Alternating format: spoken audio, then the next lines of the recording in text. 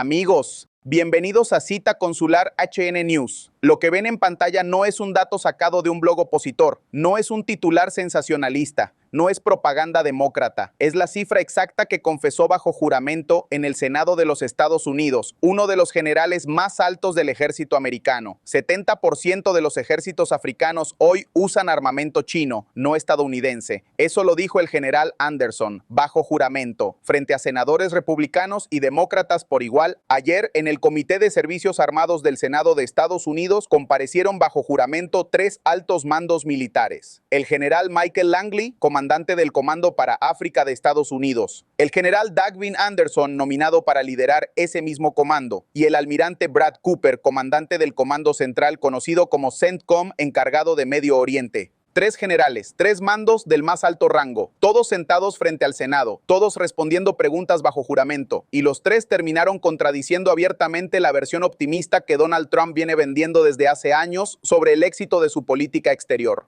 Los testimonios escritos están publicados oficialmente en el sitio del Senado. No hay manera de que la Casa Blanca pueda decir que esto es invención de la prensa.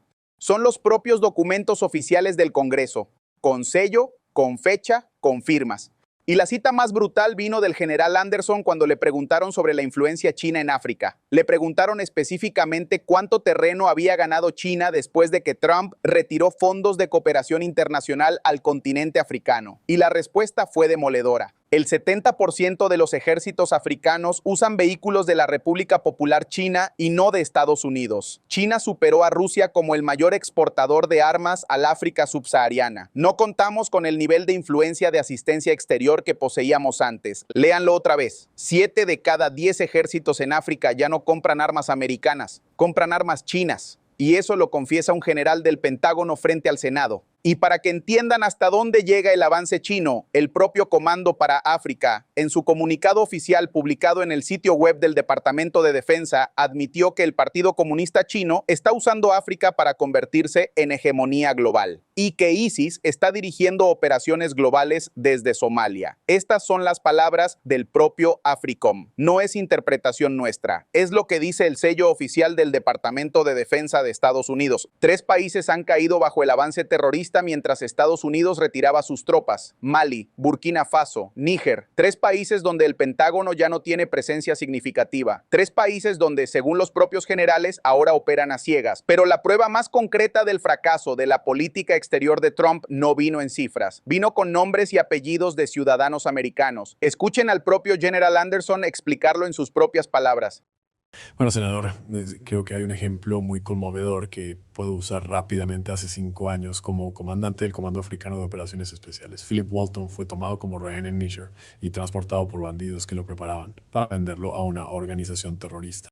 Pudimos identificarlo en 24 horas, pudimos determinar su ubicación en 48, fue rescatado en menos de 96. Eso se debió en gran medida al acceso que teníamos, también a las asociaciones y relaciones que disfrutábamos. Hoy, Kevin Wright lleva 205 días de cautiverio, en gran medida porque no tenemos el acceso que teníamos antes ni las relaciones que son necesarias, y es reducción de la posición. Ha sido difícil y por desgracia también lo sacaron de Niamey. Luego fue vendido por los bandidos a ISIS y hoy está retenido allí. ¿Lo entendieron, amigos? Hace 5 años, un ciudadano americano llamado Philip Walton fue secuestrado en Níger. ¿Cuánto tardó Estados Unidos en encontrarlo? 24 horas. ¿Cuánto tardó en localizar su ubicación? 48 horas. ¿Cuánto tardó en rescatarlo? Menos de 96 horas, 4 días. Eso era el poder de la inteligencia americana hace 5 años. Hoy, otro ciudadano americano, Kevin Wright, lleva 205 días en cautiverio. 205 días, amigos, más de 6 meses. ¿Por qué? Porque, según las propias palabras de Anderson bajo juramento, ya no tenemos el acceso que teníamos antes. Kevin Wright fue vendido por bandidos a ISIS y está retenido por terroristas en territorio africano sin que el ejército americano pueda hacer nada. Hace 5 años, Estados Unidos rescataba ciudadanos americanos en 96 horas. Hoy, los ciudadanos americanos pasan 205 días en manos de ISIS. Esa, amigos, es la diferencia concreta. Esa es la traición a las familias americanas. Y aquí viene el detalle que nadie en la prensa hispana mainstream está cubriendo. La denuncia más dura del día no vino de un senador demócrata, no vino de un opositor a Trump, Vino de una republicana, vino de Joni Ernst, senadora por el estado de Iowa, miembro del propio partido republicano de Donald Trump. Una republicana, amigos, denunciando bajo cámaras del Senado que tropas estadounidenses se rindieron bajo fuego a los mismos militantes que habían sido enviados a derrotar. En Kidal, Mali, las tropas americanas que iban a combatir al terrorismo terminaron entregándose al terrorismo. Y esto lo dice una senadora de Iowa, no Pelosi. Por eso es tan grave esta audiencia, porque la traición a Trump no viene de sus enemigos políticos, viene de su propio partido, de los republicanos, de los militares uniformados. Cuando esos dos sectores se alinean contra el discurso oficial del presidente, ya no se puede hablar de propaganda opositora. Es la realidad del fracaso golpeando puertas adentro. Y ahora, lo más importante. Lo que convierte esta audiencia en un evento histórico es lo que dijo el almirante Brad Cooper sobre Irán y el acuerdo nuclear. Porque ustedes conocen la historia. Trump ha dicho durante años que el acuerdo nuclear con Irán, el llamado JCPOA, era un mal acuerdo. Que Obama era un tonto por firmarlo. Que él, Trump, tenía la mejor solución para Irán. Bueno, escuchen lo que dijo el propio comandante del CENTCOM bajo juramento. El JCPOA, el acuerdo de control nuclear más completo de la historia, y el más inspeccionado por la Organización Internacional de Energía Atómica de la historia. Léanlo despacio, amigos, el más completo de la historia, el más inspeccionado de la historia. Esa fue la calificación que el propio almirante de la Marina Americana le dio al acuerdo que Trump rompió unilateralmente en 2018. Pero Cooper no se quedó ahí. Continuó. Cuando el presidente Trump deshizo unilateralmente el pacto nuclear con Irán, Irán poseía 0 uranio enriquecido. Hoy enfrentamos un problema que esta administración creó en muchos sentidos. En el año 2018, al dejar este acuerdo. 0 uranio en 2018. 440 kilos hoy. 0 a 440. Y todo ese uranio, según el propio almirante bajo juramento, fue creado por la decisión unilateral del presidente Trump de romper el acuerdo en su primer mandato. Esa es la admisión más demoledora de la audiencia. Es el almirante del CENTCOM reconociendo en sede oficial del Congreso que la crisis nuclear actual con Irán es consecuencia directa de las decisiones de Trump. No es opinión, es testimonio bajo juramento. Y Cooper agregó algo más. Cuando le preguntaron quién está al mando hoy en Irán, respondió, traducido al español, el IRGC está ejerciendo una autoridad significativa. El IRGC, amigos, es la Guardia Revolucionaria iraní.